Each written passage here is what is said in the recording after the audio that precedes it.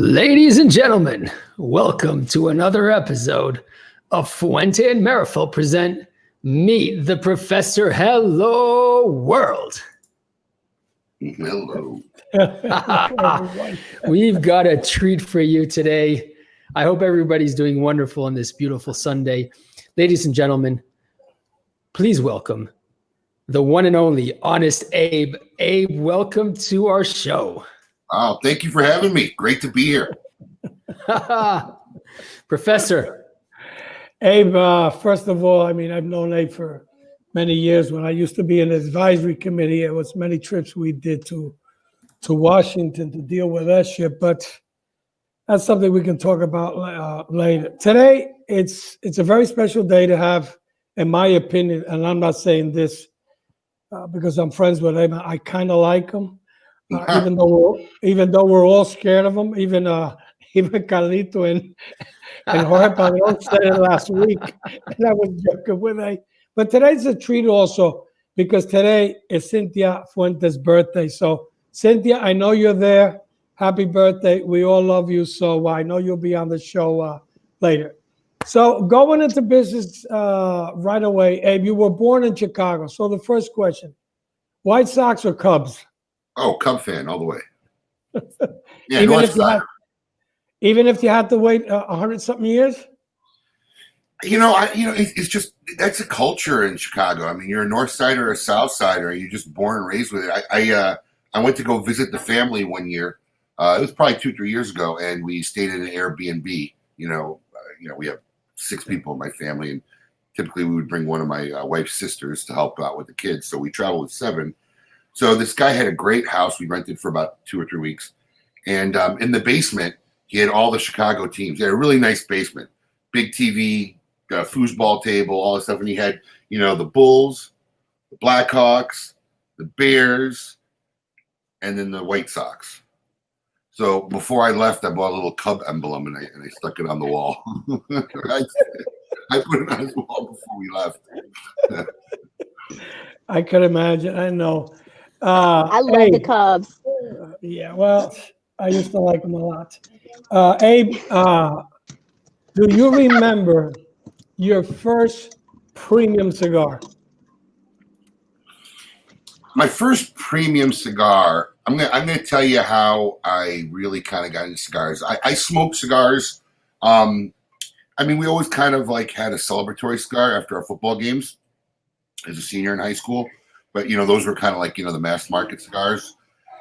And a couple of years after that, one of my cousins who lives in Arizona now, I remember showed me my first Cigar Aficionado magazine. He was all excited because if my memory serves me correctly, this is, this is really hard, but a cigar had got a high rating that was like a $4 cigar at the time. And he was all like, $3 cigars, all excited. And that's kind of when I really started learning about premium cigars. And the first cigar I remember smoking or buying a premium cigar, and actually I bought it at Diana Silvas' shop, Uptown Tobacco, which is a pretty historic landmark. Yeah, it's a landmark cigar shop in Chicago. And she was a very amazing woman. in our industry. And, never thinking that one day I would end up meeting this owner and be in the cigar world at that time. But yeah, I had bought a Royal Jamaican.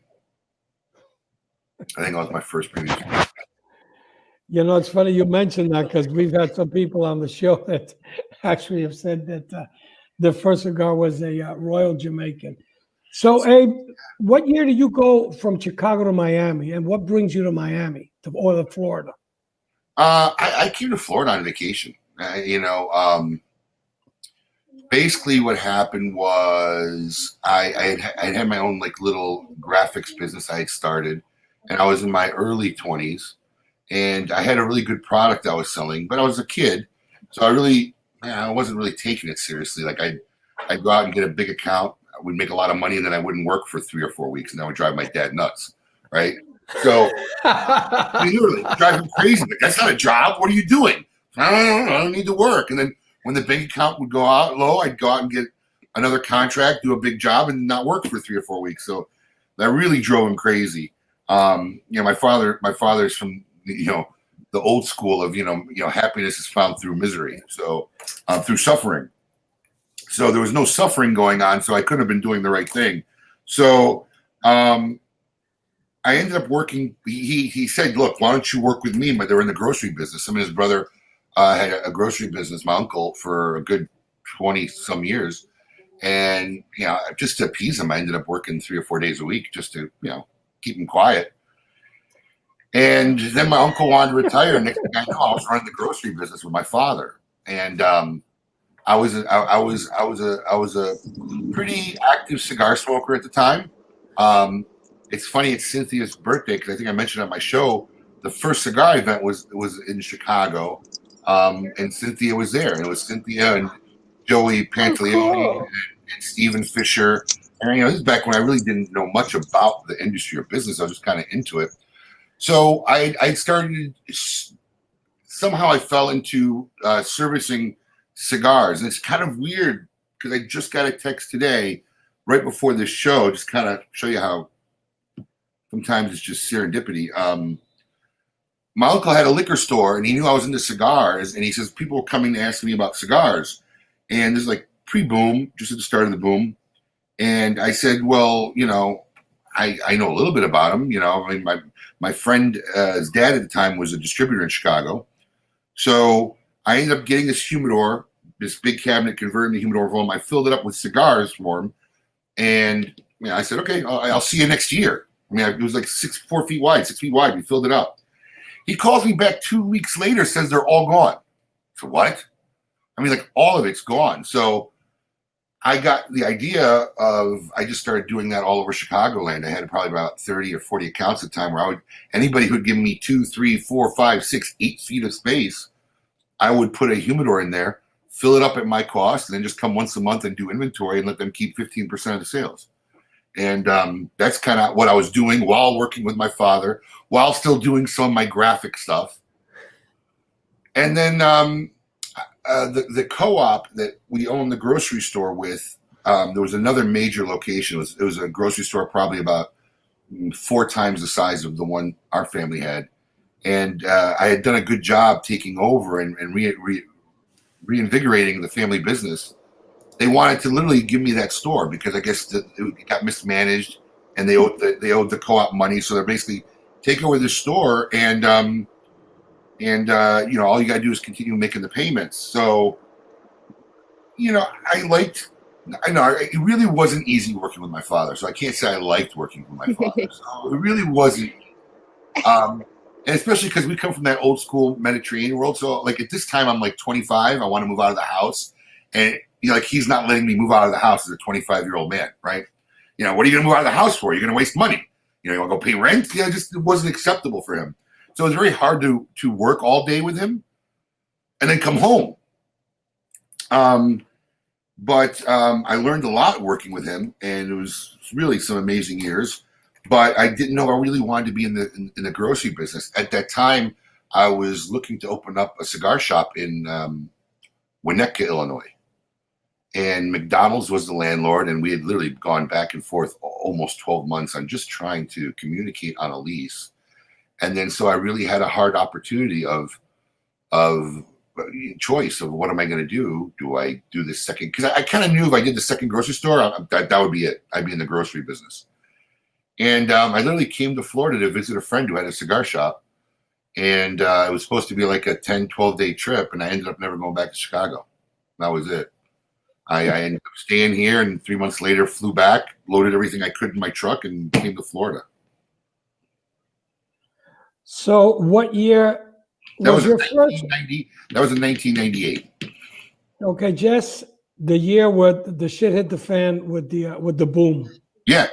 Everything went kaput. We went from 447 million cigars imported in 1997 to, I think it went down to 2 something. That was the year where you could get boxes of cigars that MSRP were $100. You can get them for $25, $30. So a lot of people, and we know who they are. You've been on your shows, made a fortune on that. So the concept of smoking, the name, how did that come together? Well, the gentleman that I had visited, the gentleman who I'd come down to visit were good friends of mine.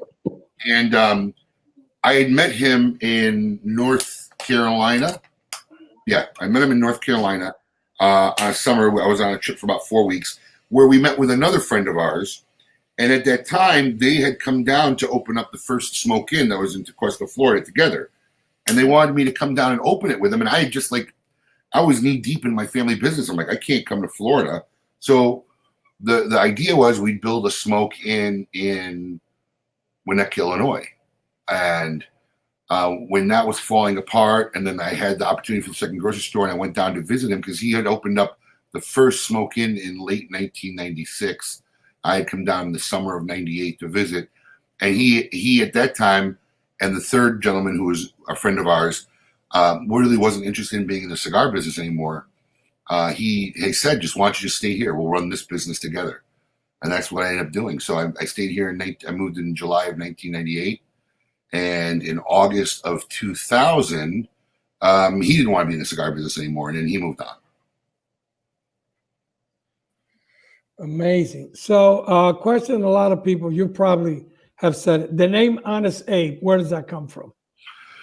You know, I've been... Wait, hold on a second. You got to present that property, Professor. You got to do it like this.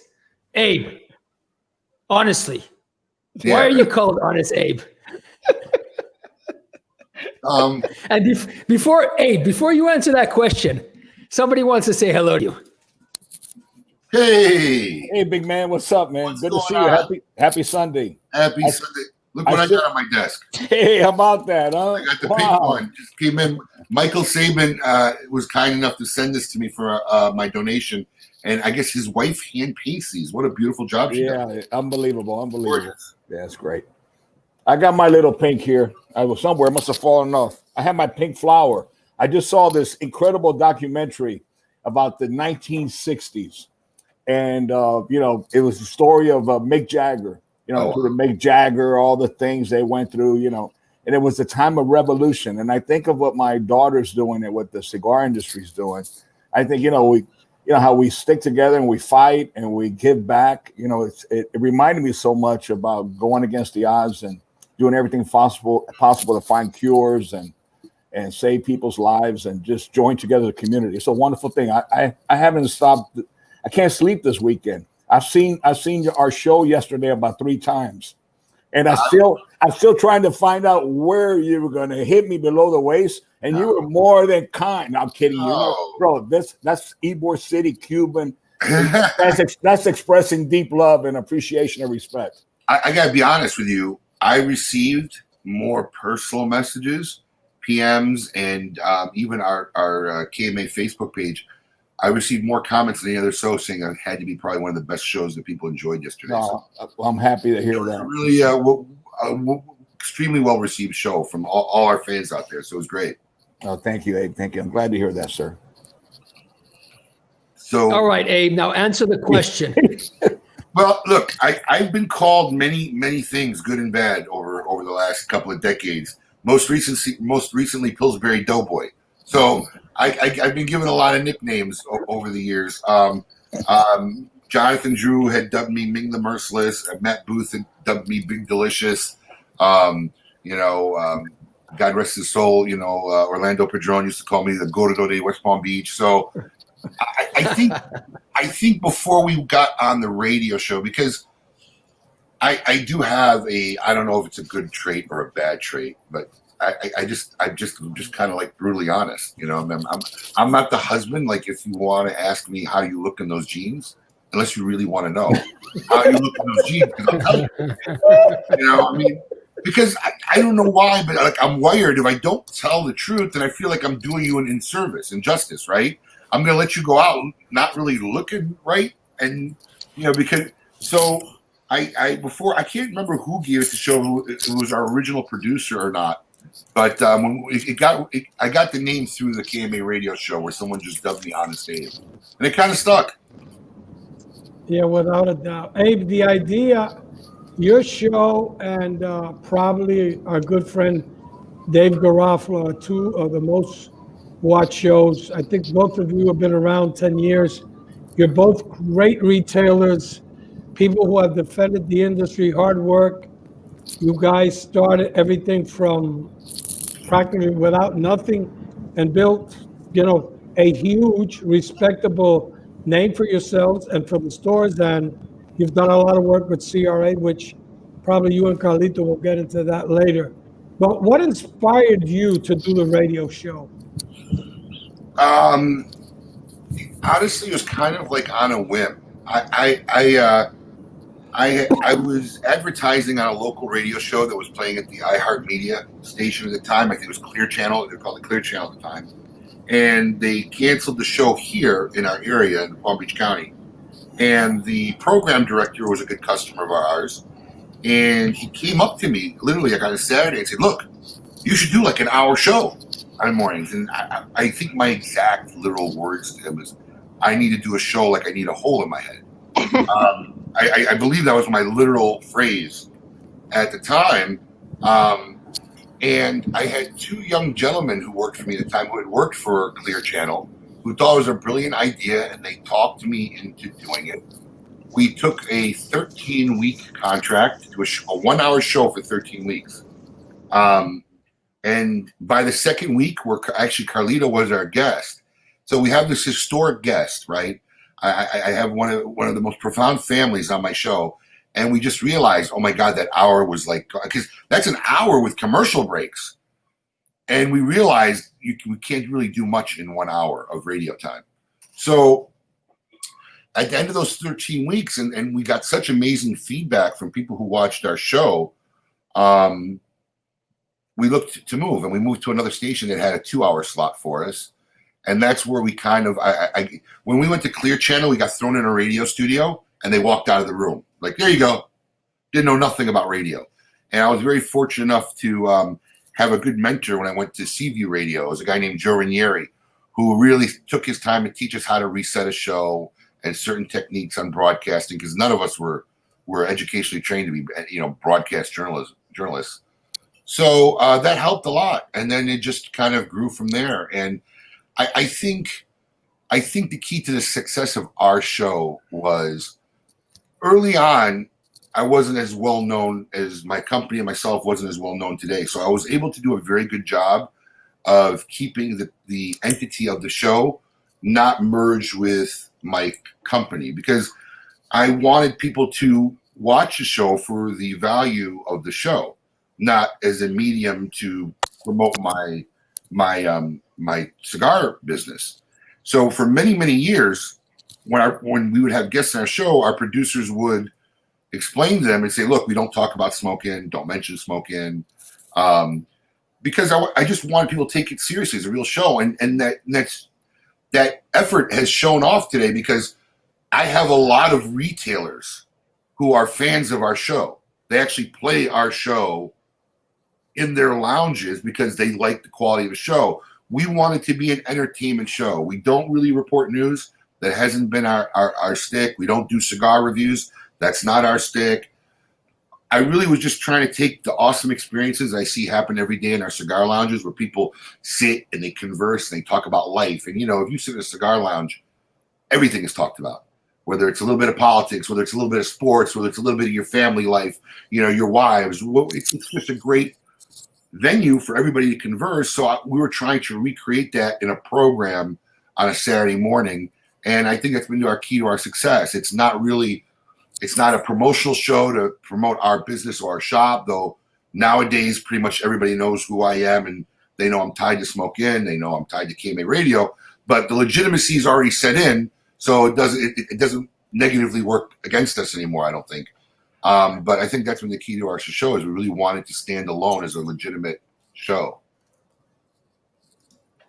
Without a doubt, you've done an amazing job. And I'm not going to say I watch it all the time because, we got a lot of things going on. But sometimes when somebody's really that I want to hear it, somebody interesting, somebody that I want to hear what they have to say. Of course, I can't watch it. I'll watch the replay on that. I have to say something. Okay.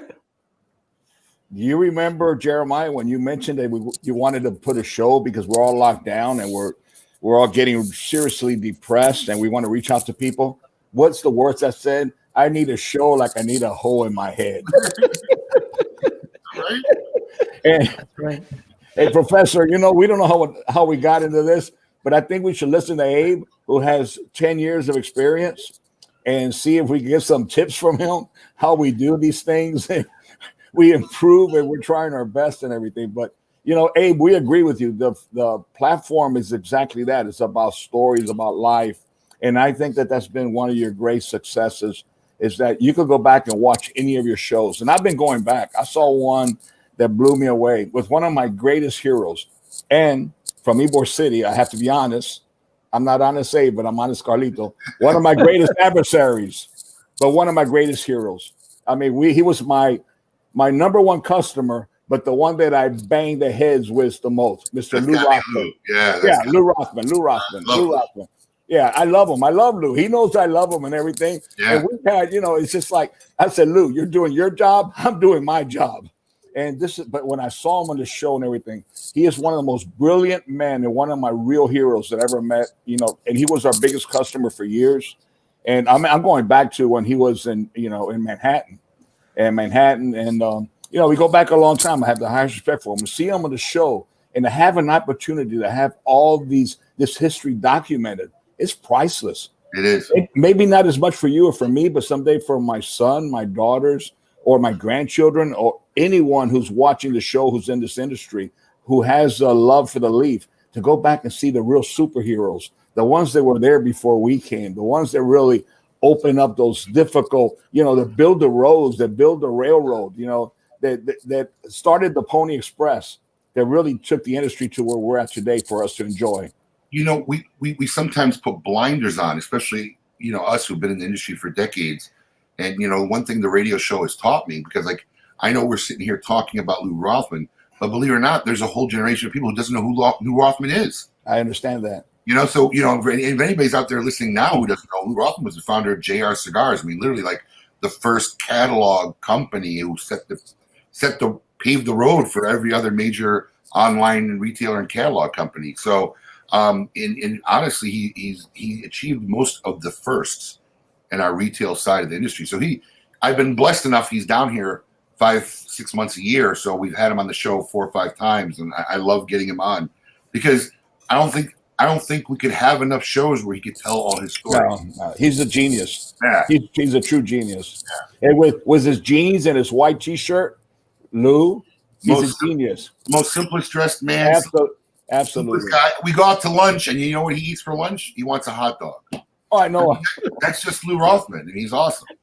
He is awesome. It's funny you mentioned Lou because 2 of the shows that I've watched was Lou and also the one with Arthur Sareski. That to me was mind blowing, but that's for another day. Hey, that's another one that he is my hero. I love him. He's my oldest customer, still the oldest retailer, because it goes back to Rose's mom when they were on Broadway. When I was 16 years old, my father started sending me out with Mr. Bill Class to walk from store to store. I remember the Shapiros and everything from store to store to go see people and everything. Nobody knew who we were, but we sold a couple of Breras and curly heads. And I remember Rose walking to the famous smoke shop. So Arthur, we talk all the time. I mean, we don't talk all the time. We try to avoid speaking because we rather tell each other we love you and try to avoid each other for 2 years. But Arthur's another one like Lou. He's been my best customer, longest friend. I mean, we've had some personal, very good times together. And it's been a love-hate confrontation, everything. The other day, I'm sitting in the office, and Arthur was speaking to Carl Herzog, our sales manager in Tampa, the home office. And I walk in, and he said, Arthur's on the phone. And he said, Carlito just walked in. And I'm like, and Arthur's probably watching now. And I said, give me that. I said, hey, you freaking old man, are you still on roller skates? Or what are you doing? Are you pampering your children? And this is the conversation. And all he said here with his voice, Carlito, I saw the town hall meeting. I said, Arthur, don't go there. You're doing your job. I'm doing my job. Yeah. We're all good, man. I love you. And that's the way it is. That's this industry. There's a lot of conflict of interest for, philosophies and everything, but there's respect. And I think that's one of the most beautiful things. There's respect because we understand that nothing is given to anybody. These are all people who work from the bottom up, work 24 hours a day, 7 days a week to build empires. And that's one of the things that I heard you bring up several times is you have to, and the Professor Jose Blanco, respect for the people who really worked and earned it. And that's all we ask for everybody coming to our business, whether it's in the retail and the distribution, whatever segment of the business, but to pay respect to your colleagues and understand that do things with dignity, and you're welcome into the family because we welcome you wholeheartedly. Yeah, that is so true. Abe, I'm going to ask you something that I asked Gary Pesh, which I know is a good friend of you, and also Dave Garofalo. In your opinion, why do so many retailers fail? Well, good question. I think first off, no matter what the industry is, whether it's our industry or the grocery business or whatever, there are certain people that just don't have retail in their blood. If you want to be in the retail business, it's like a restaurant, right? A restaurant could thrive with a great chef, but if they don't have a good front of the house, it's problematic. That's why some of the best restaurants are usually partnerships between guys who know how to run the front of the house and a guy who knows how to cook well in the back. Being in retail is it's a way of life. Let's put it that way. And dealing with consumers and understanding consumers and trying to understand every different consumer, and what appeals to them. So that's part of it. If you don't have that, and if you're not a gregarious people person, then retail's not really a calling for you. Then the other side of it is the operations and business side. My 8th grade teacher, Miss O'Brien, said something once and it stuck with me my whole life. Nobody plans to fail; they fail to plan. So I think a lot of people also now, when it comes to specifically to our industry, a lot of people get in this business very passionate about the cigars, and they run the business like a consumer and not like a business person, which sometimes works against them, because they're trying to run things in their mindset and what they want and what they like. And I've never run my business that way. I mean, it may affect some of my judgments, but at the end of the day, I serve the consumer. So the consumers really dictate what we carry and what's going to sell, because that's why we're in business, to deliver product to people that want it. So I think most people just get past, especially in this industry, because especially here in Florida, we see it all. There's a lot of people who have a lot of money, been successful, love hanging out in a cigar shop, then want to open it up as a hobby. So some people go into it as hobbyists. Some people go into it unprepared. And, and if you become your own boss, there's no more punch clock. So if you're not used to that way of life where you're working all day, you're working at home, you're working on the weekends, if you really think there's a punch clock mentality where you could clock out and you don't have to worry about anything, then running your own business is not for you.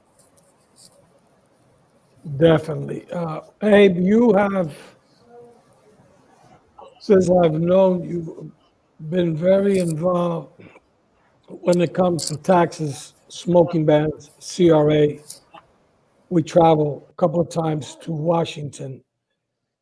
And I know Carlito's going to be involved in this also. Your thoughts on the CRA, the future?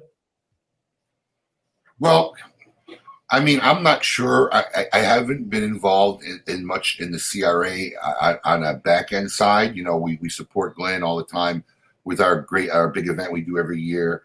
And whenever they need stuff like petitions, I like to consider myself a soldier in that effort and not a general in that effort, because, you know, that is something that's also another way of life. You know, I mean, there's always in our industry been major retailers, and like off the top of my head, like Jeff Borshowitz from Corona Cigar, Craig Cass from Tinderbox. These guys have dedicated a major portion of their lives going to Capitol Hill and fighting and doing stuff, and they're good at it. You know, they understand the psyche of the politician, and they're really good at it. And that's kind of never been my forte. But as anybody in this industry who loves this industry, we all have to contribute. And so even though that's not your forte, doesn't mean we can't turn in, 15,000 signatures when needed, or we can't raise money, or Glenn can't come to my event and sign up, 2,000 new people for the CRA. So you can contribute. You don't have to be one of these guys who go to Capitol Hill every month and fight, like Rocky's another one, Carlito. I mean, there's a slew of them. But it doesn't mean you can't contribute. So we're always there to contribute. That's not like my forte. That's not my skill set where I'm the best at. But my organization, I mean, Glenn presented us, the CRA presented me with an award this year that's hanging somewhere in my office for our contributions one year. So we'll always contribute. We'll always do whatever we have to do. We'll always, be involved, because it's important. It's important because if we don't have a voice, then that's when stuff disappears on us. And that's where our rights disappear. And that's where our ability to enjoy the hobby that we love. And notice I call it a hobby because it's a hobby. It's a passion. It's not a, that's why I always look at cigars. This is something we're passionate about. It's not something that we're addicted to, which is what the government would like people to think, we have to have a voice. And it's frustrated me many times along the way, because as passionate as a lot of our consumer base are about cigar stuff or manufacturers, when we have events, it seems so much harder to get them excited to protect that right for them to enjoy these events and the cigars they love. And it's been a frustration for everybody in this industry, because there are a lot of cigar smokers out there, enough to be a voice. Because, we could get all the manufacturers and all the retailers and go to Capitol Hill, and what are we going to have? 1,500 people? If all the manufacturers and all the retailers got together, you'd have a couple thousand people. That's not a voice in politics.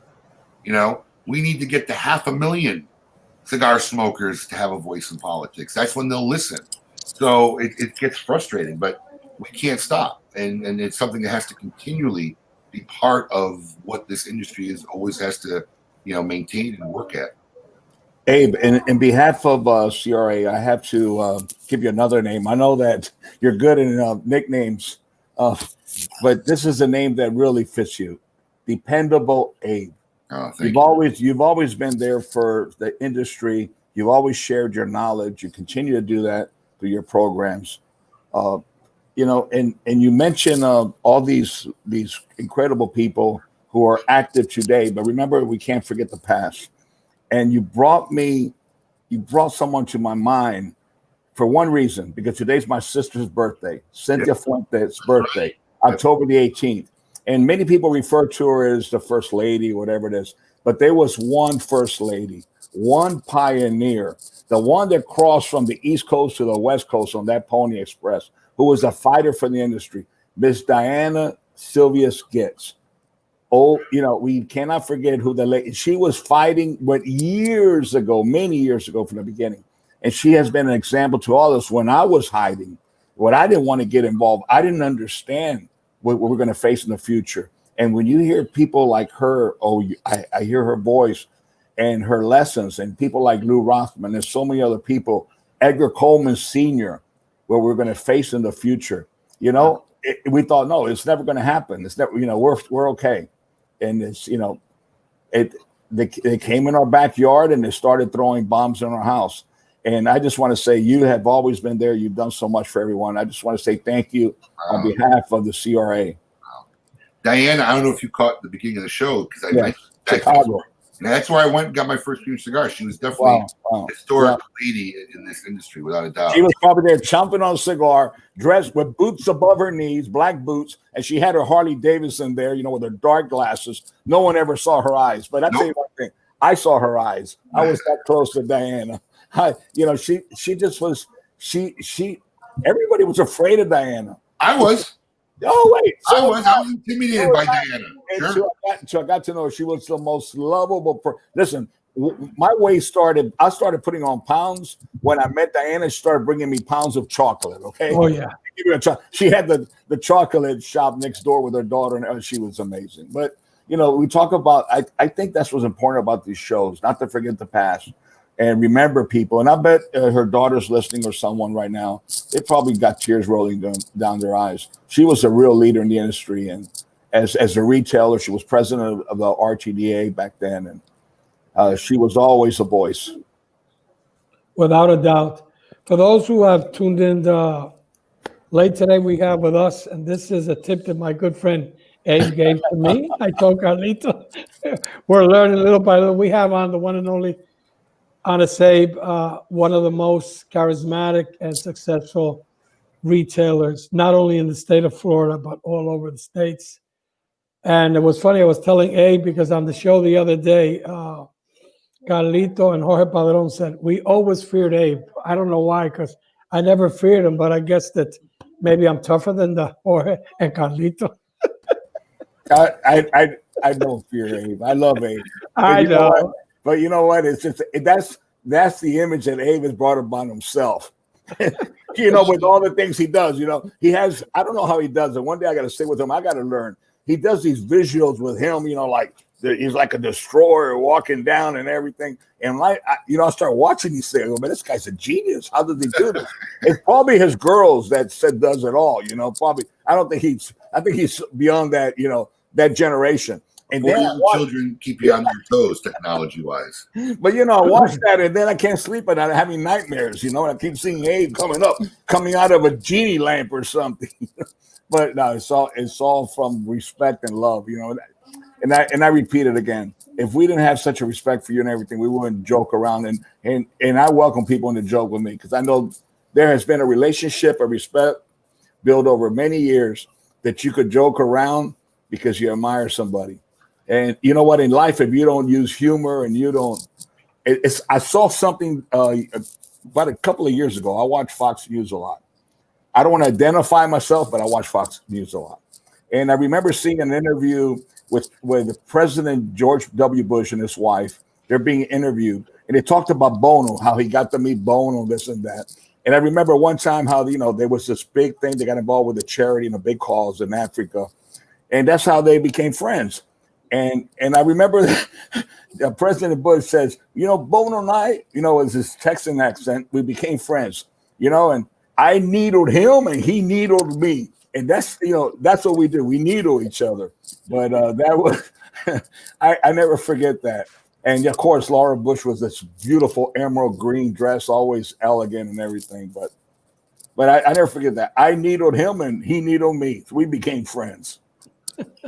I always said if I don't talk to you at all, that's typically usually I don't the norm. I mean, you don't like somebody. I mean, it's the people I interact with the most, and we bust each other. You know, no thin skin. You know, we have fun.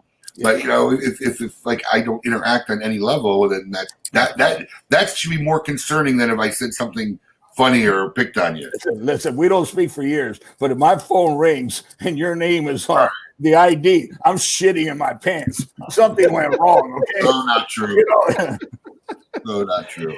Abe, we've asked this question also before, and I would like to hear you 2 cents. Ask you, why do retailers fail? So I'm going to turn it around. Why do so many companies fail? Oh, I can only give you my opinion on what I've seen in 25 years. But that's what counts. Yeah, well, there's a few common areas. One is typically underfunding, right? They didn't understand the economics of getting into the cigar industry, how much cash outlay is required, because this isn't like, oh, we buy something today and we sell it tomorrow. You're buying tobacco and sitting on it and not recouping that money could be for months or years. So they get in without understanding the real economics of how it works. And then the other part is they're so in love with their own product that they don't understand what it takes to communicate it to the people. I mean, when I got in the business 25 years ago, there was a handful of really good families making great product. And there were a lot of fly-by-night, especially post-boom, right? There was a lot of fly-by-night companies that came around, which most of them aren't even around today. But this is a consumer market. There is a lot of good quality, really good brands, and it's to what you like. It's what your taste. There are more quality cigars in the humidor today than I think ever in the history of the cigar business. So if you're a consumer, this is a great market for you. You have a lot to choose from. So now it's easier for a manufacturer to get lost, right? So if they haven't figured out how they want to relay their message, because a lot of the, especially these younger guys I've seen get in over the years, they think by making a great cigar, that's all it takes. I made a great cigar. They walk into my office and they want to sell me their brand. They say, here, try this. And to prepare them psychologically for this, I don't try it. And that bothers them. I said, look, what I think about this cigar is not what's going to dictate whether it's successful on my shelves. What matters is the 400 or 500 people who walk through here, what they think about the cigar. Because I can love it. If it doesn't sell, I'm not going to carry it. If my consumer doesn't want it, I'm not going to carry it. Because at the end of the day, that's my service. My service is to the consumers. So a lot of guys who are very passionate and prideful and artistic about their craft don't realize that end of the concept. And if they don't know, and what's good about it today is back in the day, and Carlito could tell you better than anybody, unless you were willing to put $20,000 up for an ad in aficionado, you didn't have much outlet to get your word out to the masses. You could pound pavement with store to store and retailer to retailer, but when you're talking across the country, that was it. Today, if you learn and you work with social media, you can get out and reach millions of people, very affordably. But some people don't do that. Some people don't. There are companies who have been around since I've been around. And when they sit in my office, it boggles my mind that they don't have a presence in a platforms where it's easy to reach millions of people relatively little cost. So I think a lot of it is misconception of business versus craft.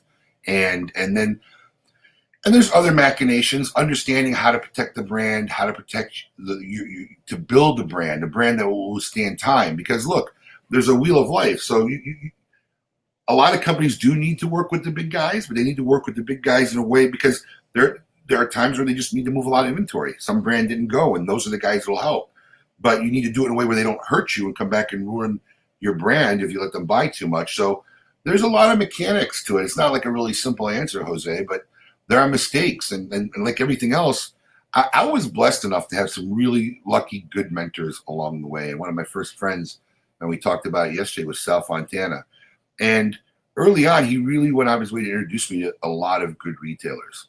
Guys that I remember I sat in Ashton dinner once, and they introduced me to a gentleman who had five cigar stores in Atlanta, and I think I just opened up my second one. And he ran into problems, and he had to cut back from 5 or 6 to 3 stores. And I wanted to talk to him all day long because I wanted to know what mistakes he made.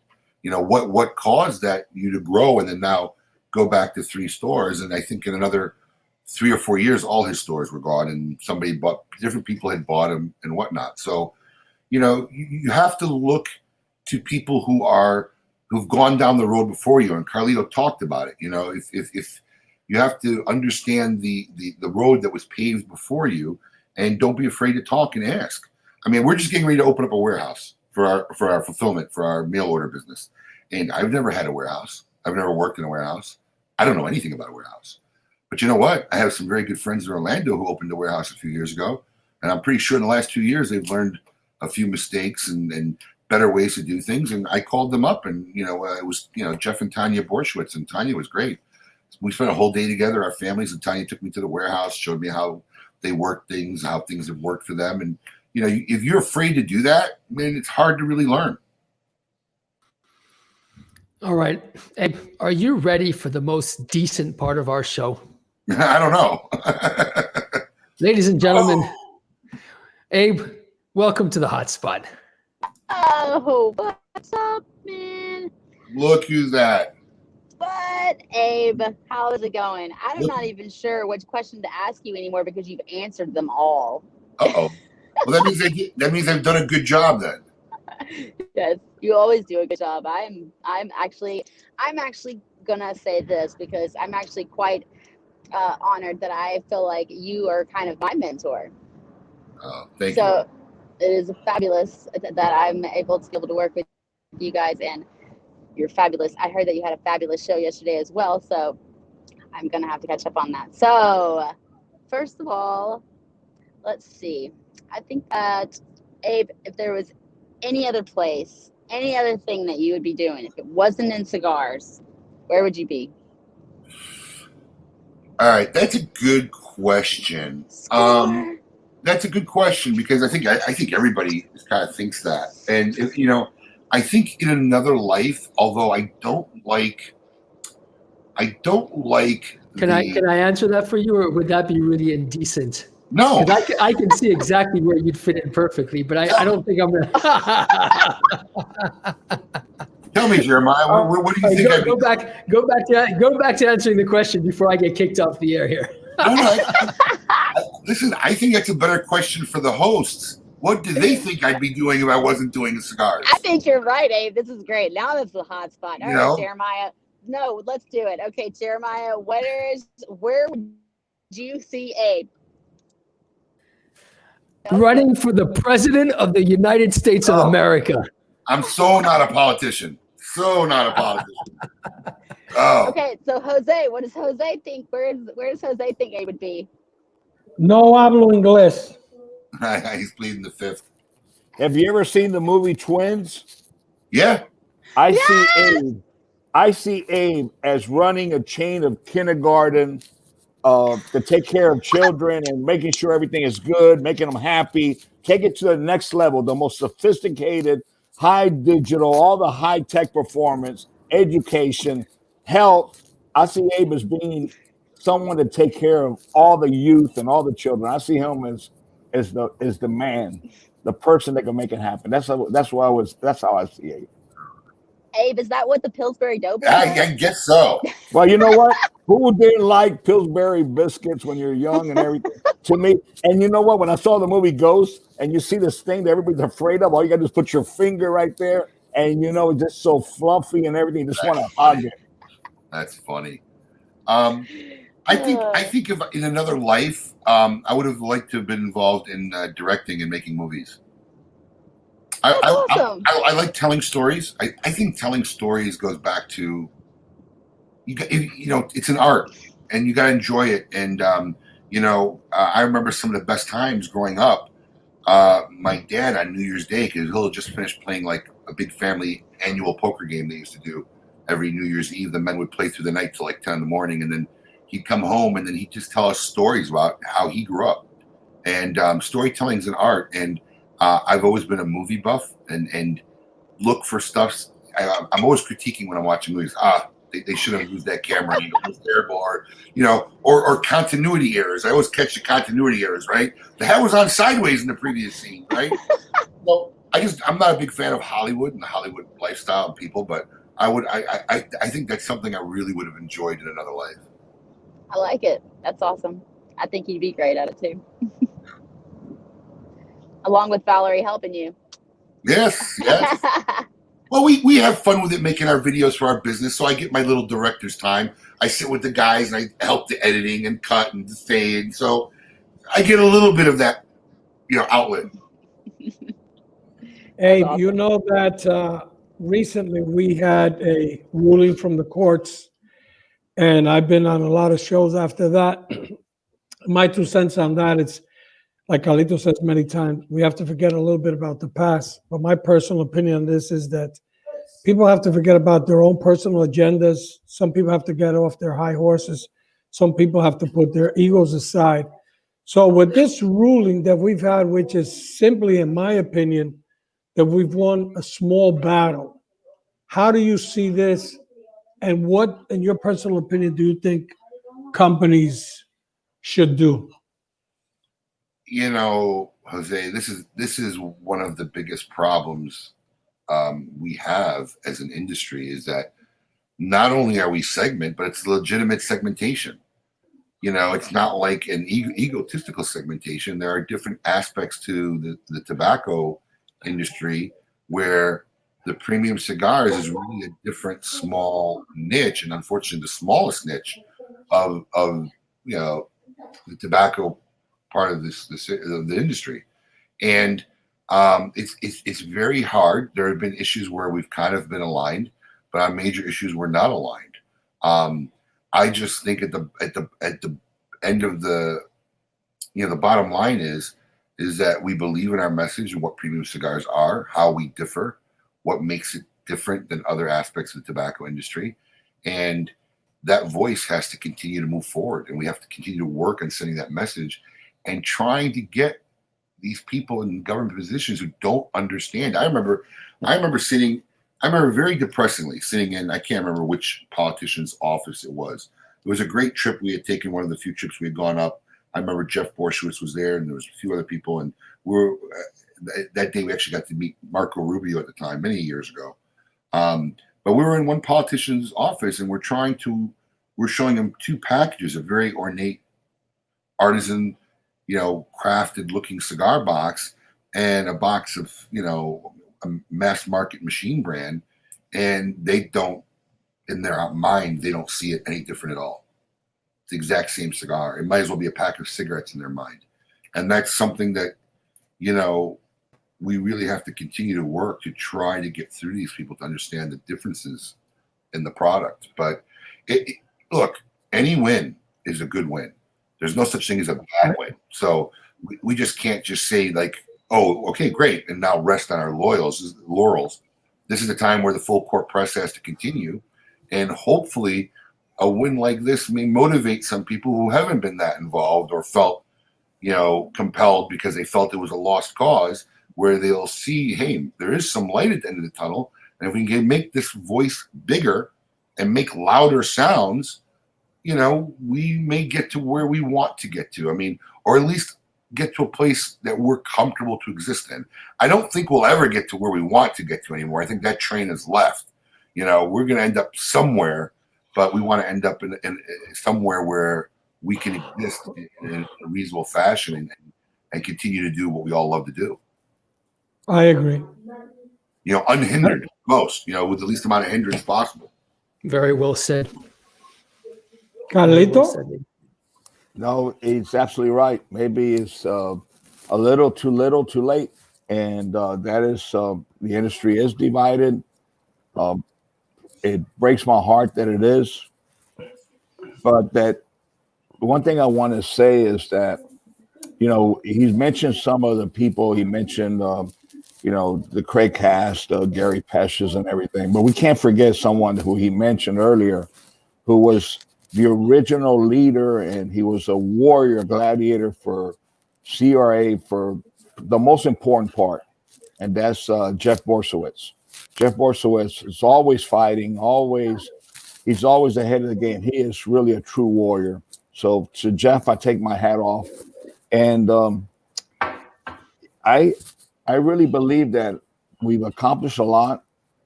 They said it was impossible to get any kind of relief. Warnings would have been all over the boxes. Where would Abe's business or every brick and mortar's business been today when every humidor that they sell, 1/3 is covered? Every box of all these beautiful packaging that the industry has evolved into, that never in the history has the packaging been like it is now, 1/3 is covered. Yeah. baseball caps, lighters, DuPont lighters, anything that has a cigar logo will be covered.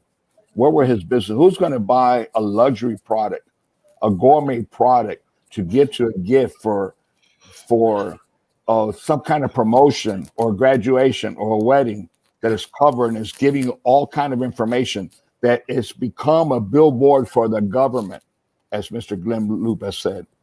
1/3 on the inside, outside, all over the packaging is a billboard for the government with information that has not been proven.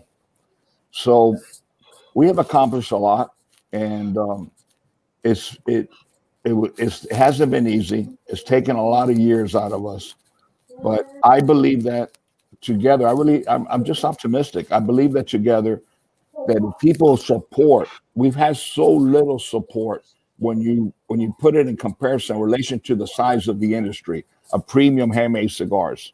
That includes the big boys.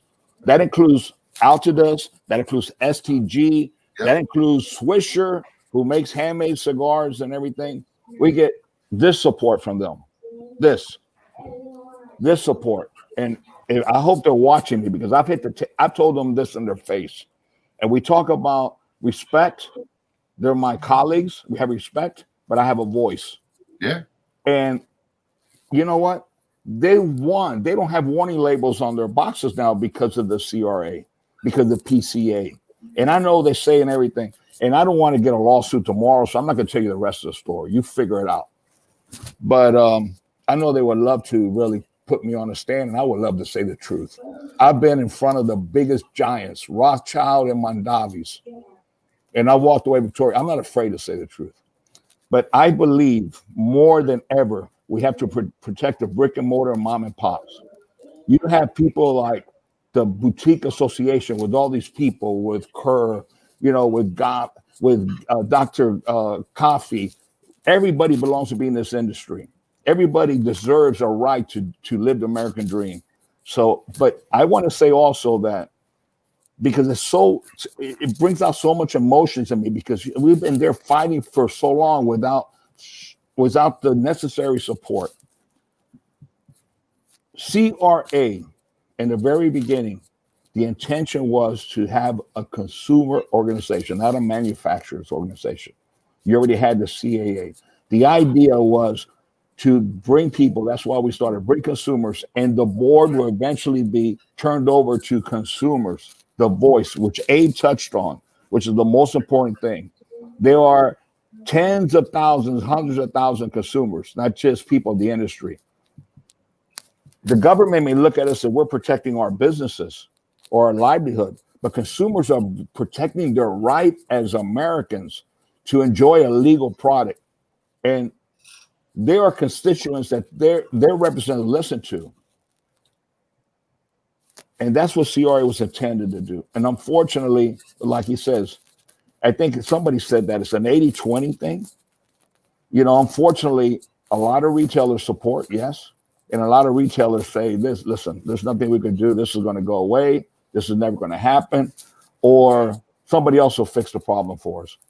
The retailer is the one that has access to every consumer.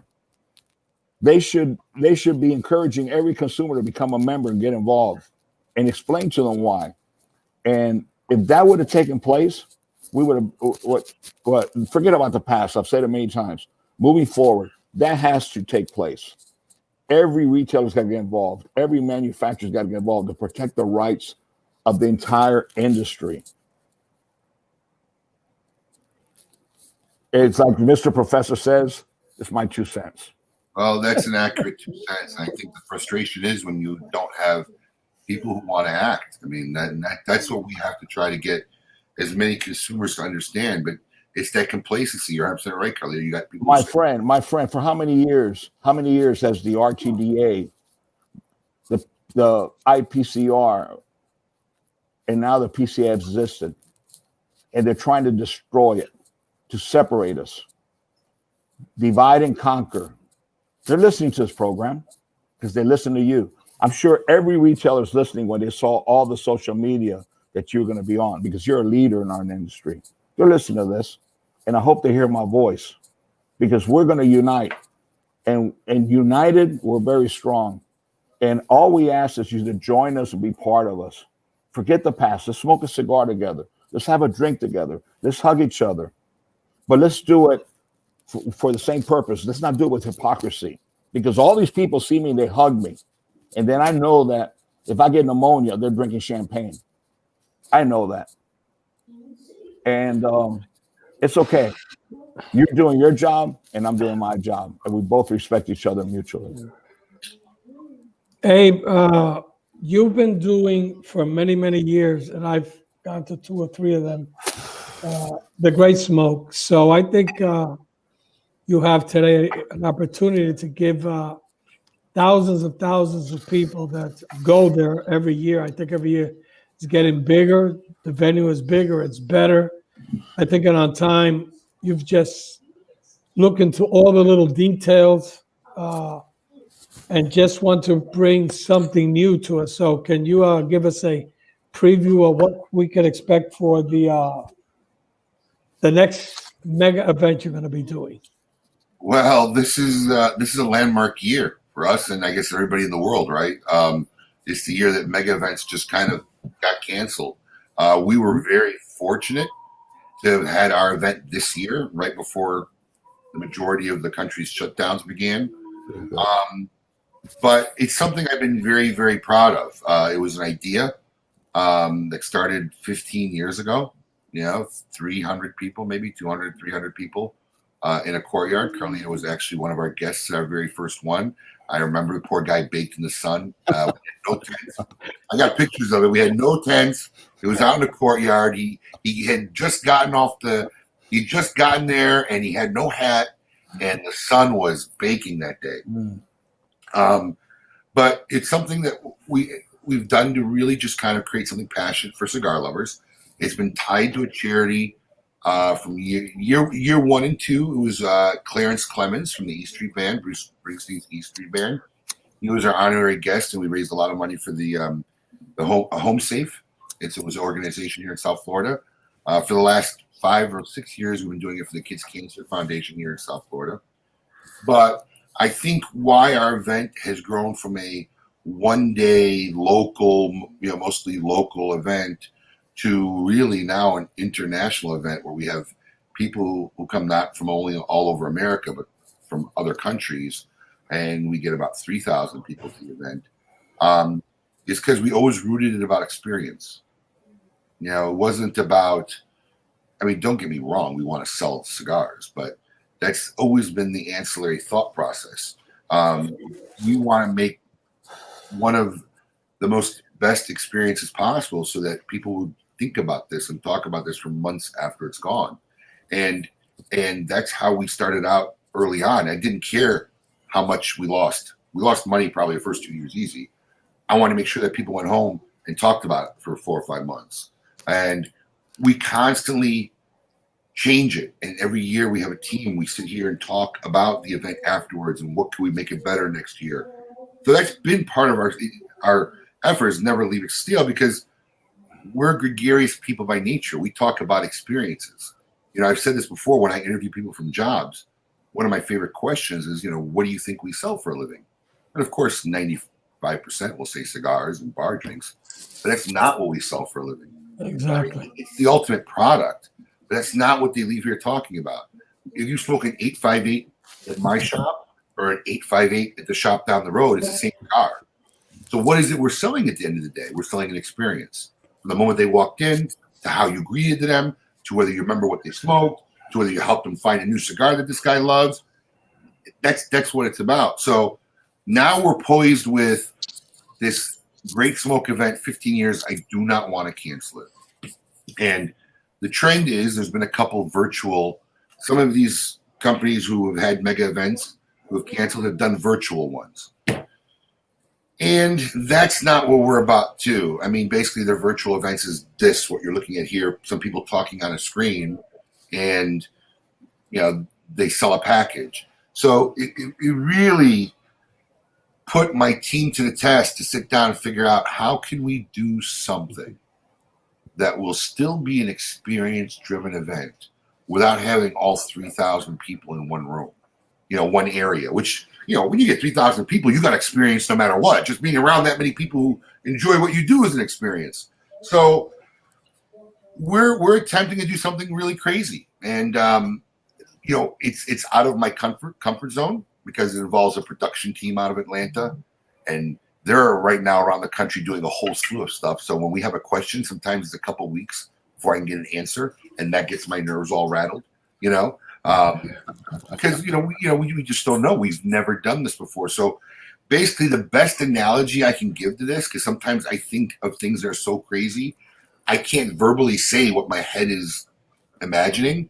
So the best analogy of what I'm trying to do is we're going to do a Jerry Lewis telethon meets QVC for an 8-hour broadcast. We have this crew out of Atlanta who we were lucky enough to have he's been good friends with my operations guy for 3 decades. And these guys have done the Golden Globes. They've done Soul Train, Kings of Comedy. We're building 3 sets. This is going to be like a Tonight Show set. And we're not just going to mail out what I like to call these party in a box, where they're going to get 30 premium cigars like they do at my event every year. No filler, no fluff, not close. These are cigars we want you to smoke because, this is what we sell. We want to get you some good experiences. So you have my address. You have my address. Yes. So it's 40 cigars. I'm sorry. It's 40 cigars in a box with all this other stuff. And there'll be stuff in that box for people to interact with during the 8-hour broadcast. We got live entertainment. We have, I can't even go through it all in my head. We're making a special portal, and then we have a lot of very special manufacturers who will be coming to the broadcast that day, who have done something very special for that day. And if I could say it, Carlito, you're one of them, and we're amazingly excited that you be so gracious to do something for this event. But Jose, honestly, it's one of those things. It's either going to be historically one of the coolest, most amazing things this industry has ever seen, or it's going to fail. So and I always get nervous when I kind of do things like this. And my wife, says, "Babe, you never fail." And I say to her, "Oh yeah, we do. We just bury it in the back of our heads. We forget. I've had stuff that didn't come off well. We just bury it back there. It happens." And a lot of times, we dig it back up and see how we can fix it. But I want to give credit to your dear friend for many years from the very beginning, Alan Goldfarb, aka the Pirate. He called me up. He said, "Abe is trying to do this event. He's going to do whatever. Don't pull it off." Because last year, Alan knew when I walked away, I kissed him on both cheeks. I said, "Alan, thank you. Thank you, thank you, thank you. I have not come for so many years. For leave the Dominican Republic and be able to get to the event, just come in for one day. It was whatever it was." But I said, "Thank you, Alan. I have never been around so many beautiful people hugging, having the time, the space. It was awesome. The event, the charity aspect, just the love, everybody was happy. We got to bond. We got to see everyone. And when Alan called me up and I said, "Listen, if Dave does this, I'm going to do something very, very special that nobody is going to be able to buy. It's something special for this event." So manufacturers that are listening, I challenge you to make a special cigar that you cannot buy in a smoke shop or a brick and mortar for this great event that brings people together, because that's what I'm doing. So if you don't want to be left behind and just have something that somebody else has or is being discounted somewhere, make a very special cigar, because let's make this event. Let's show the world that we are all one, and whether COVID or non-COVID, we could come together and we could really make a difference in this world. So thank you. That's my commitment. And let me tell you something. I'm so proud of that cigar. I'm already working on it. I know exactly what it is. And just remember to send me my little, because I know the other manufacturers, I would love to smoke each one of their cigars, because as you said, everybody makes incredible cigars. And sometimes I smoke one of my colleagues' cigars. I go, "Oh shit, I better work more hours a day, man." You know what? They make some freaking good cigars. Yeah. Like I said, we are in the industry, but the support that I've gotten from you and so many guys over the years is just, it's helped us get to where we are today. Because Because honestly, sometimes I come up with some crazy, even the Great Smoke, when I first thought of it, there hadn't been a big smoke or any multi-vendor event in Florida at that time for 12 years. And when I talked about doing it in my little courtyard, I remember I had some manufacturers look at me like, what? You want to do what? So, thank God my track record's kind of been good over the years. So now when I come to a crazy event, it's all right. We'll try it. We'll see how crazy it is. But I'm excited. I like being challenged. So this is a challenge for us. How do we make it? It's going to be an 8-hour broadcast, scheduled, everything. The marketing and the interaction and the game plan is on point. So now it's just going to come down to execution. And there's just so many things out of our control, whether it be the Wi-Fi speed, the broadcasting, the technical stuff that I'm going to be freaked out until it's over with. But if we get the execution down, I think we're going to create something pretty epic. So even though it's not going to be the same as a physical event there, if we can achieve our goal and still create something special, we got this great promotion. I mean, one off the top of my head I could talk about now because the tickets will start going on sale in a couple weeks. And that's when all the really marketing push will go. But we got this great meat company out of Kentucky called Feed the Party. I order pork chops and, filet mignons from there. So we're going to try to promote people across the country to do their own watch parties. 5, 8, 10 guys. And we're going to have a promotion. Tell us a video of why your watch party is going to be the coolest watch party in the country. Because we got this big Jumbotron. And we're going to pick 5 winners, and we're going to put them up on the Jumbotron during the event so we can see how epic their watch party is. And this great company called Feed the Party will feed their party and send them a whole meat box so they can actually eat and have these great steaks and pork chops and stuff during the event. So the goal is to make it very interactive, and I think we have a good game plan for it. And that's just like one of the many promotions that we'll be tying into the Great Smoke this year. We call it the Great Smoke, the digital experience this year. That's our goal. Amazing. Abe, if you had a message to leave to the next generation, what would it be? Retailers, the next generation of humanity, the next generation of people listening to you. If you had to get a message across about this beautiful industry, about things that you've experienced, learned, what things you want to share, what would it be? What would the strong message be in a couple of sentences? I think this is a message that'll make people better retailers. That'll make people better husbands or wives. It'll make people better human beings. I think this is an art that we've lost and constantly losing as a society.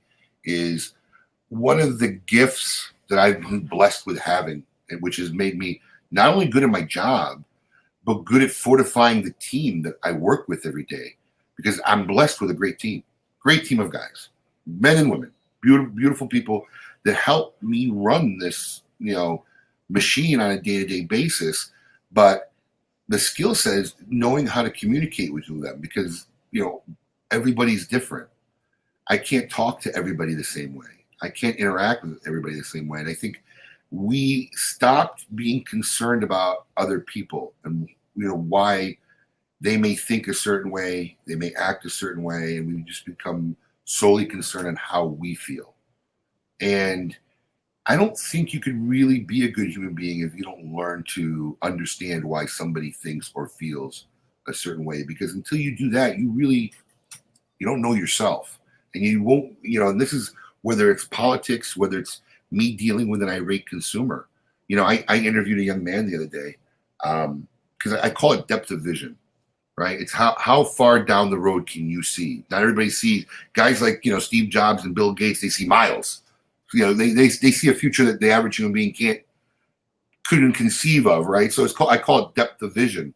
And I was interviewing a young man, and I was asking about how would you handle an irate customer, and he said, well, you never know what happened that day. He could have gotten in a big fight with his wife. His dad could have passed away. So the first thing I would try to do is just get him to a sense of calmness where we can actually communicate.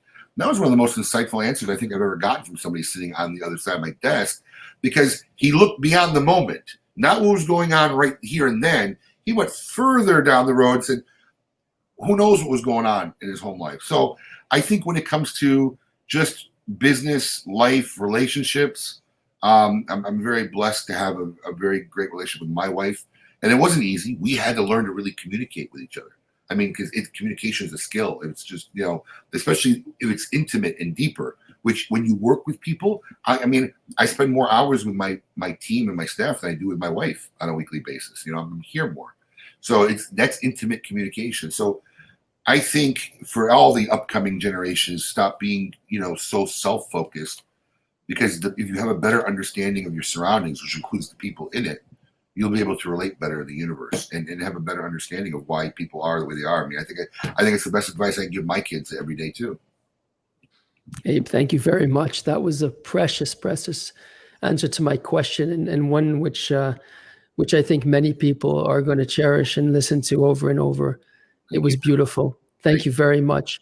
Yeah. Ladies and gentlemen, before we go to the second most interesting aspect of our show after Melanie, of course, which is Rich's Riot, I'd like to pull somebody onto the show, and I'd like all of us here to take our hats off to the one and only Queen of Cigars, the First Lady, the one and only Cynthia Fuente. Cynthia, happy birthday. Thank you. Happy birthday, beautiful. Thank you, guys. Happy birthday. Thank you, darling. Happy birthday, Cynthia. Thank you. Appreciate it. Hello, brother. Hello, Rick. Happy birthday. Rick, Suburban, Jefferson's Ocean, fabulous. One of my toys, yep. rare to find. Let me just say one thing.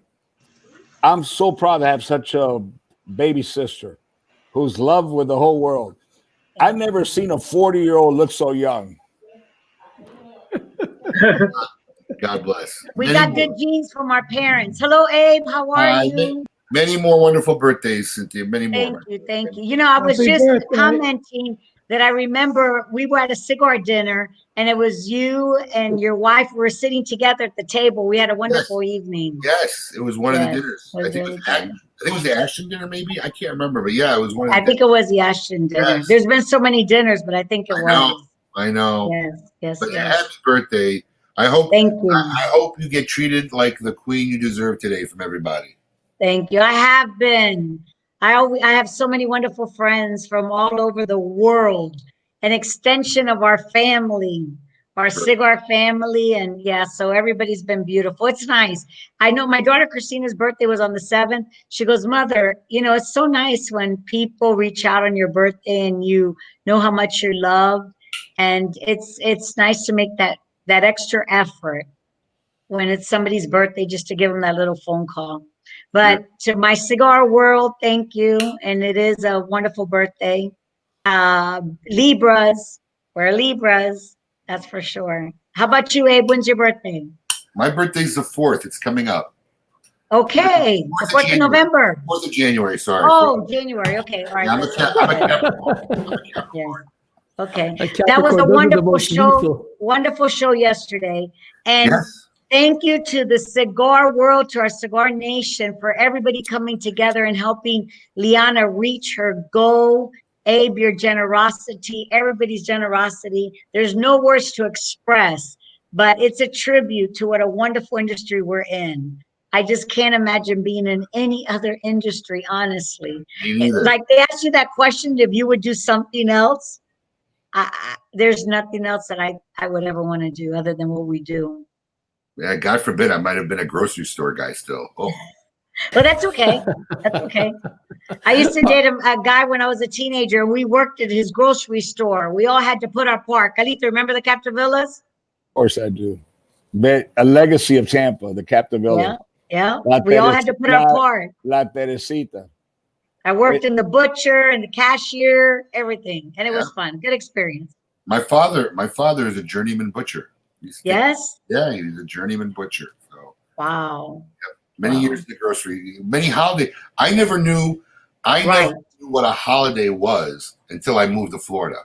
Because in the grocery business, they were open every day of the year. Every day. Every day. We would close like at 2 o'clock or 2:30 in the afternoon. But like I never woke up as a kid growing up. I never woke up and went to the Christmas tree growing up. No. We woke up and went to the grocery store at 7 in the morning Because those are the busiest times of the year. Well, I'm going to tell you what. So, Labor Day, July 4th, but I'm going to tell you what, Christmas Day. Okay, so you ended up going, but I'm just going to tell you something. Everybody who walked through the door was just so happy we were open. They forgot the bread. They forgot the milk. Yeah, right. We would be packed from the moment we unlocked the door, and all we got was gratitude. Because we were a neighborhood grocery store. Right. Those are the funnest. My dad had bought a business from a man named Bill, who had it for 25, 30 years. And my dad ended up becoming Bill. So they would call him Bill. Wow. And I was Bill Jr. growing up, in the store. So, but it was called Bill's Finer Foods. Beautiful. And they would be so generous and grateful. They would come with pies. Thank you for being open. We would work nonstop. It would be over at 2 o'clock. We'd be home by 2:30. And then we would have a big meal and then celebrate Christmas at like 2 or 3 in the afternoon. That was the holiday. And that was natural. Until I was 26 years old and moved to Florida. I didn't know what July 4th was. July 4th started at 2:30. Labor Day started at 2:30. That's just how it was. The only day they closed was New Year's Day because they had this big tradition where the men would start playing poker at 10 o'clock at night and play till 10 in the morning.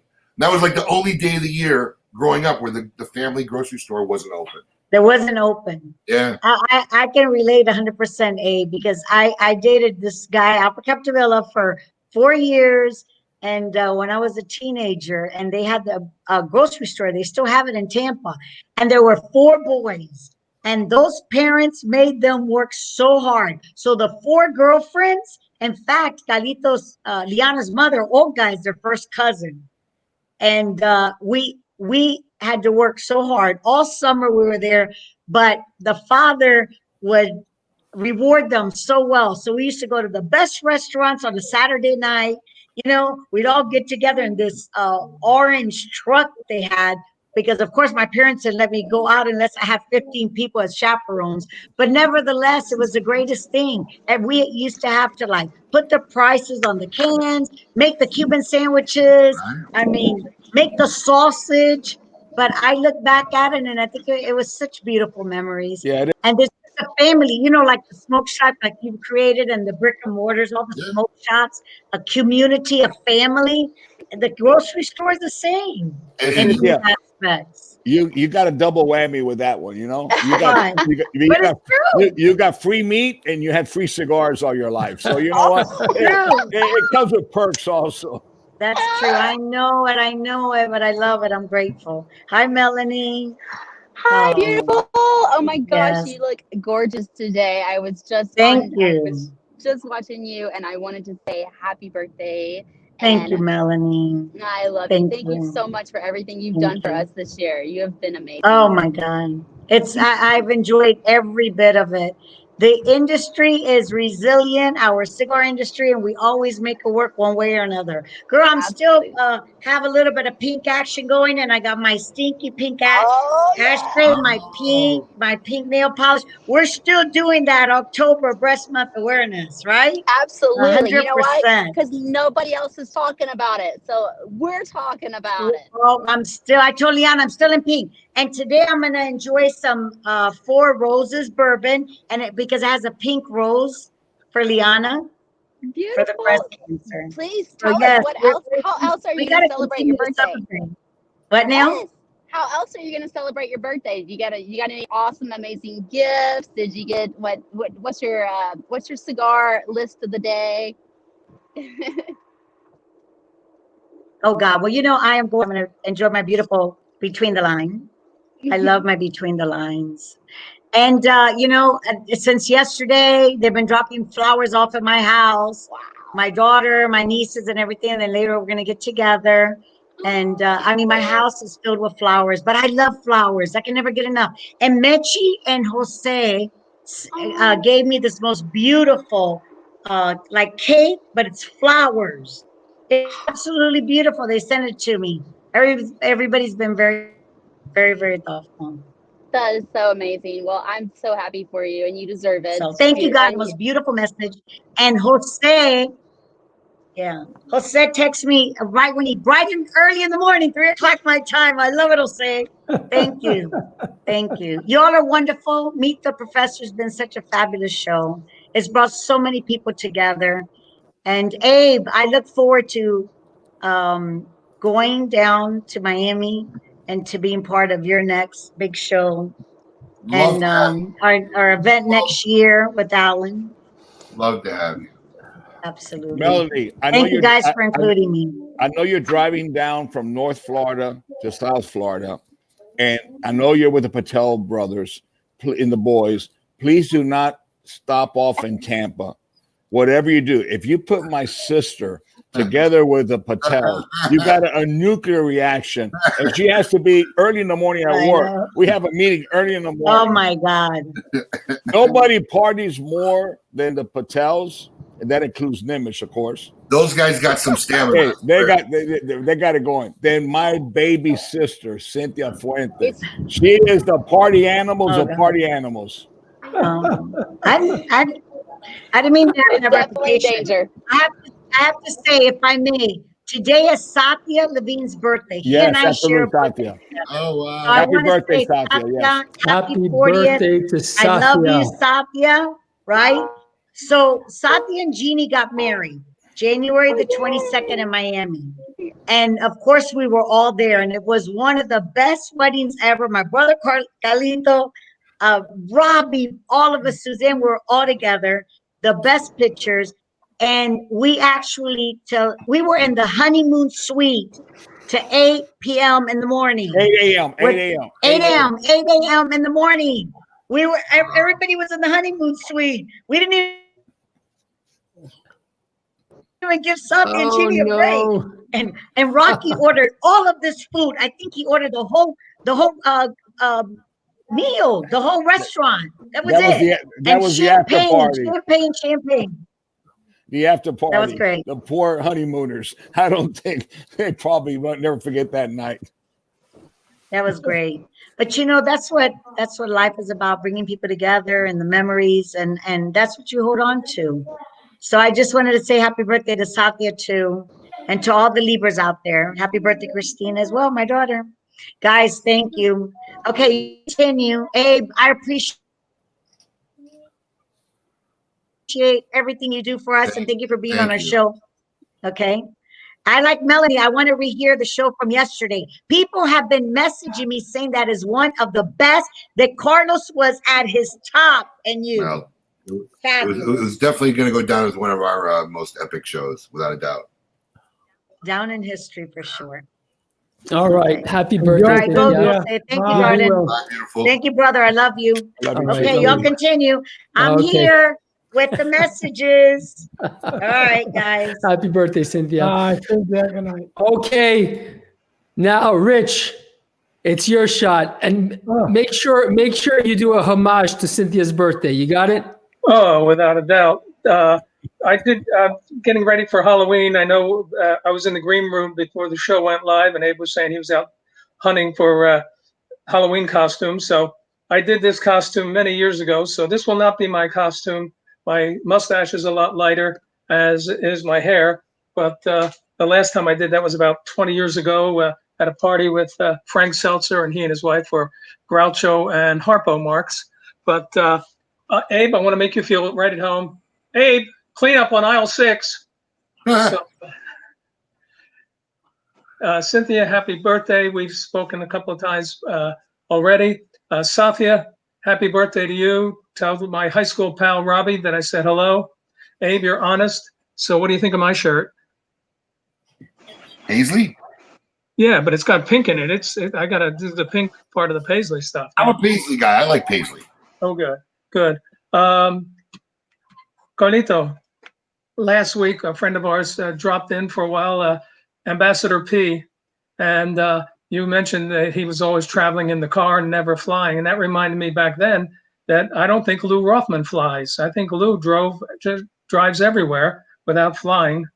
And we had dinner. When do we have dinner? Back in January, Carlito, amidst some wine and some lychee nut martinis. And you had Carl Herzog tell the Lou Rothman story, which I'm still laughing about.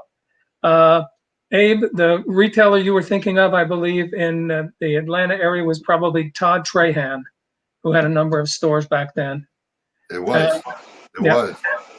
Well, I've only been in the business a few years, but I'm one of those cigar consumers that after 44 years in the clothing business and smoking cigars almost as long as my friend, the professor, Jose,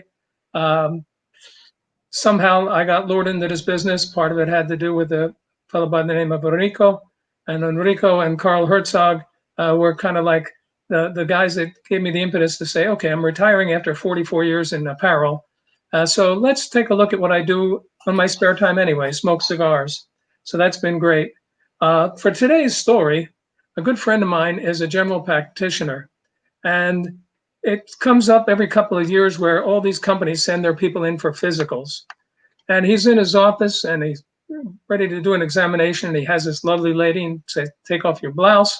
And he looks and there's an H on her chest. He says, what, I don't understand where this came from. What's with the H on your chest? She says, my boyfriend goes to Harvard and he doesn't even take off his sweatshirt when we're making love. He says, okay, I got it. About 3 days later, another beautiful lady comes in and takes off her shirt. And he says, what's with the Y? She's my boyfriend goes to Yale and he never takes his sweatshirt off even when we're making love. He says, this is amazing. So he waits a few more days and a lovely girl comes in and disrobes and he says, you don't have to tell me. I see the M on your chest. Your boyfriend goes to Michigan. She says, no, my girlfriend goes to Wisconsin. Oh. Thank you very much. This show is broadcast from Basel, Switzerland, and Jeremiah is responsible for all lawsuits. Thank you, Rich. Next Sunday. Thank you very much. All right, ladies and gentlemen, it's been a hell of a show. Before we wrap it up, I think Melanie has a last, she has something to announce. Let's find out. Melanie. Hey guys, so be sure to catch us on our Facebook page for all of our lives that we do, including our Friday Fuente giveaways with Cynthia, the beautiful Cynthia Fuente. And Carlos, we love it whenever he joins us as well. So go to our Facebook page. That's www.facebook.com/The Professor Show. Also, make sure that you are able to see all of our shows on the YouTube channel and go to the YouTube channel. It's www.tinyurl/The Professor Show. I know, it's fabulous, right? It's so easy. The Professor Show. Just remember that and you'll always find us. Okay, guys? Be sure to hit that notifications button right now. Right now. Like, don't wait. Right now. Yeah, that one.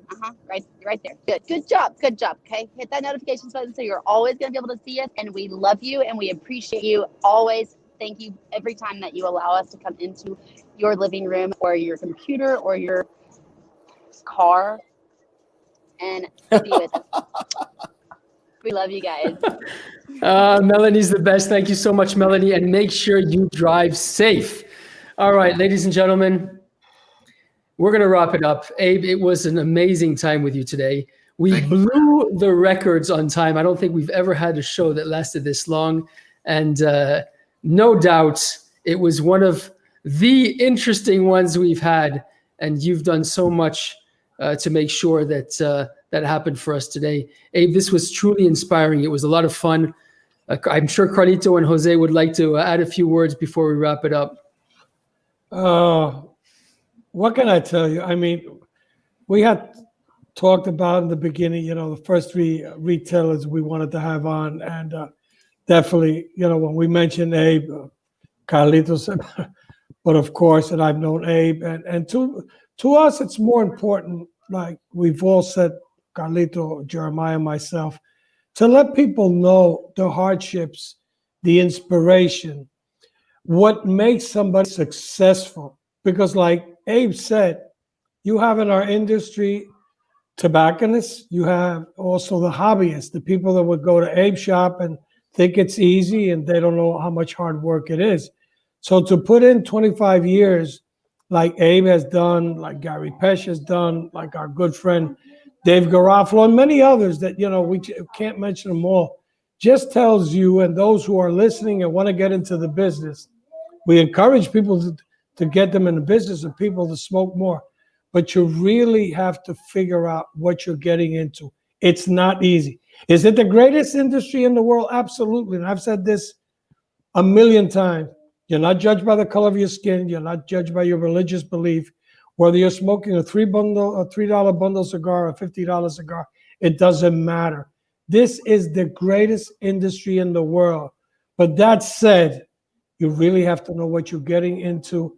And Abe, again, thanks for all the years of friendship, all you've done to make lives for thousands and thousands of people great. Your customer service, your selection, the way you treat your customers. And one important thing, you pay your bills all the time, which is also very, very important to us to be able to all survive. But it's been a pleasure and an honor, and I hope to see you soon. And definitely that your 8-hour virtual, I think it's going to be, like I said many times on this show, I think it's going to be history in the making. So all the best luck to you, to your wife, to all the guys. Thank you. Abe, my dear friend, what can I say? You have contributed so much in this program. I know that maybe if Jose knows me, he knows what I'm thinking, but it's not a possibility. Jose is the mentor, which will mentor my children and mentor so many people in my organization. I wish you didn't live so far away, Abe, because, you know, maybe Jose, we could find another position for him and you could become the mentor. Oh, thank you. No, but seriously, I know that Jose understands this program.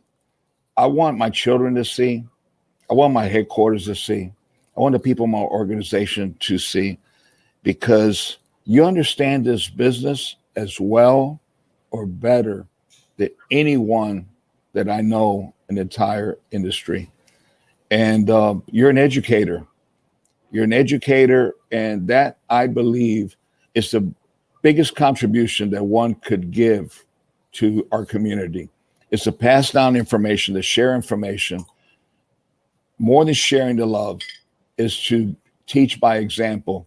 And you've always been open with everyone, and on this show, you've demonstrated it.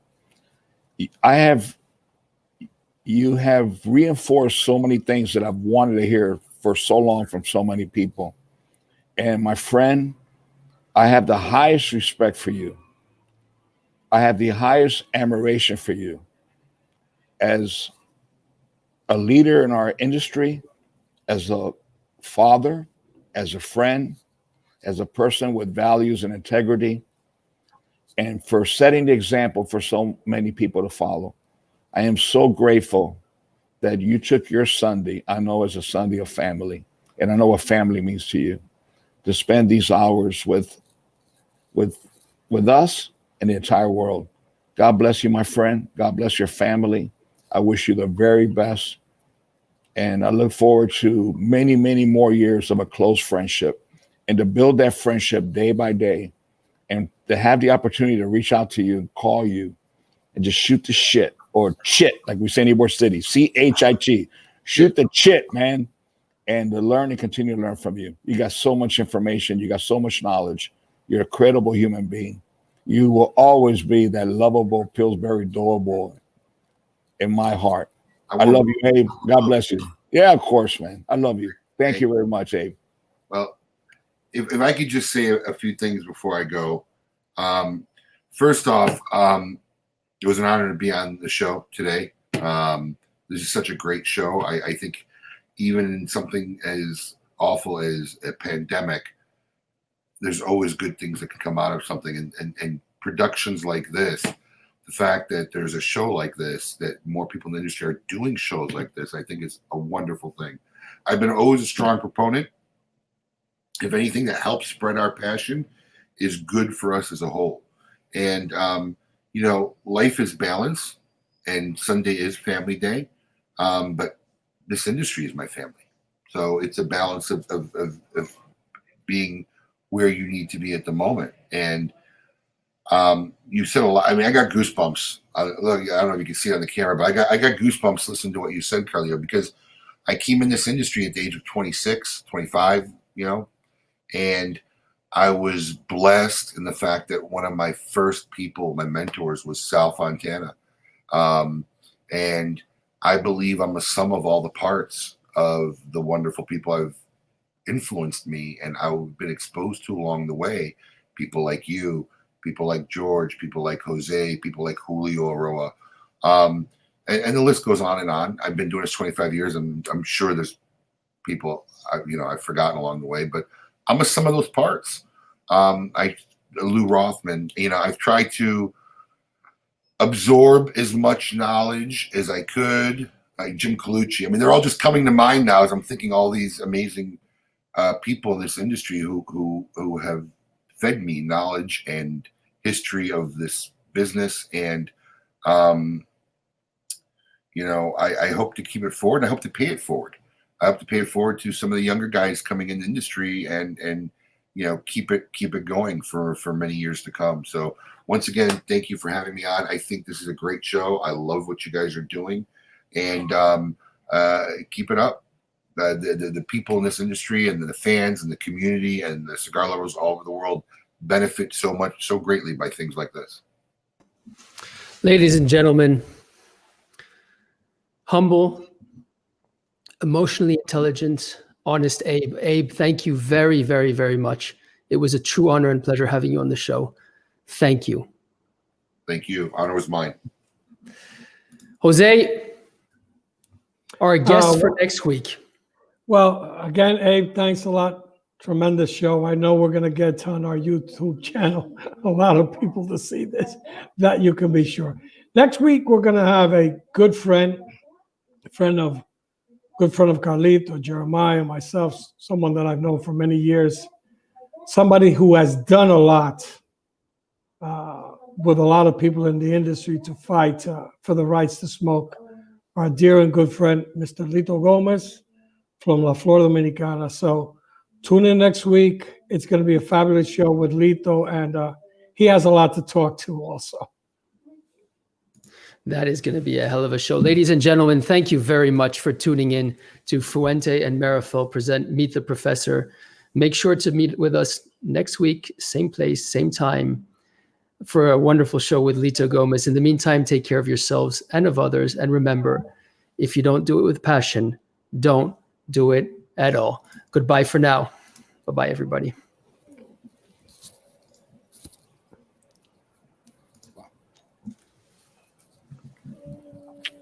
Good night. Good night, everyone. Happy birthday, sis. Love you. Thank you, brother. I love you all. Thank you. Cynthia, happy birthday. I appreciate it. Y'all mean a lot to me. Thank you. Goodbye, everyone. Listen, we're